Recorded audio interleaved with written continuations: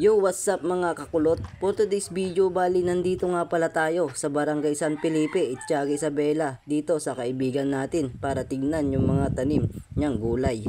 Ito nga pala yung ampalaya, ang ganda ng dahon pero mas maganda yung nanonood. Ito nga pala ay mapait lamang pero the best ito pag kinain. Masarap nga pala ito sa munggo, mas lalo na pag tag-ulan. At meron din po siyang tanim na sitaw. Guys, alam nyo ba kung anong gulay ito? Ito nga pala ay tinatawag nilang bagbagong. Masarap din po ito ihalo sa pakbet. Sabi nga nila, pag may tinanim, may hihingiin. Pero biro lang po, may aanihin. At ito nga din po, may tanim po siyang talong. Masarap ito sa torta. Lagyan nyo lang ho ng itlog, okay na. At meron din po siyang siling haba. Masarap nga din po pala ito ipakbet. Bagoong lang ang katumbas, may ulam ka na.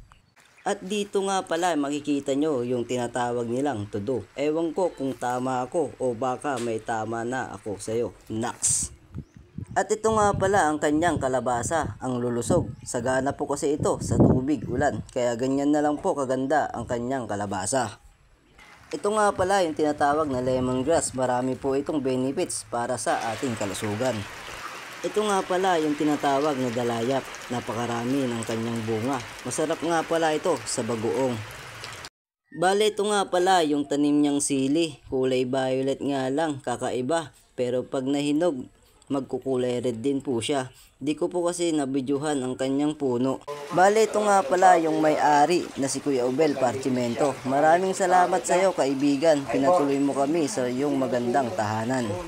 Bali, dito nga po pala nagtatapos ang aking video. Maraming salamat po. Huwag niyong kakalimutan i-like and share para i-update ka sa aking mga video.